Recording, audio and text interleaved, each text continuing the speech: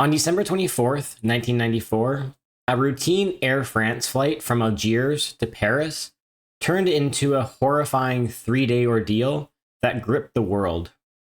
4 heavily armed terrorists hijacked an Air France flight at Houari Boumediene Airport, setting off a chain of events that would test military precision. This is the harrowing tale of Air France Flight 8969, one of the most audacious hijackings in modern history. It began as an ordinary day at the bustling Algiers airport. Air France Flight 8969, an Airbus A300, prepared to depart for Paris with 220 passengers and 12 crew members on board. But lurking among the travelers were 4 men with a sinister plan. These men were members of the Armed Islamic Group, or GIA, a militant organization that sought to overthrow the Algerian government. Their target this day was France, a nation they blamed for supporting Algeria's secular regime. Dressed as Algerian police officers, the terrorists easily bypassed security. Armed with assault rifles, hand grenades, and explosives, they stormed the plane, taking control within minutes. As chaos erupted, the terrorists announced their demands. They wanted the release of fellow GIA members imprisoned in Algeria. But their ultimate plan was worse. They wanted to use the plane as a weapon, crashing it into the Eiffel Tower. The hijackers wasted no time establishing their dominance. Passengers and crew were forced to sit in silence as the terrorists shouted demands and displayed their weapons. To assert their seriousness, they made a gruesome example of their captives. Their first victim was a 48-year-old Algerian police officer that was on board in plain clothes. Accusing him of being a spy, the terrorists brutally executed him and forced the cabin crew to display his body in the doorway for all to see. The message was clear. They were prepared to kill anyone who stood in their way. The Algerian government faced an impossible decision. Negotiating with the hijackers could provoke future plans of terror, but storming the plane could endanger hundreds of lives. For 2 tense days, negotiations dragged on.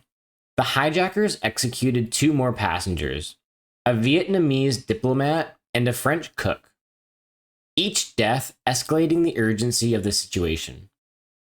On December 26th, after 39 agonizing hours, the terrorists finally announced their ultimatum: allow them to take off or force more executions. Reluctantly, Algerian authorities permitted the flight to leave Algiers, hoping to gain time and avoid future bloodshed.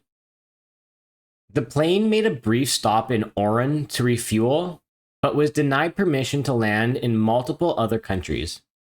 It finally departed for Marseille, France, under the watchful eyes of French authorities. In Marseille, the French government activated its elite counterterrorism unit, the GIGN. The unit had spent years preparing for scenarios like this. Now, it was their moment to act. As the plane landed, the GIGN studied the plane, analyzing the positions of the hijackers and hostages. Meanwhile, the hijackers grew increasingly agitated, firing sporadic shots into the cabin walls.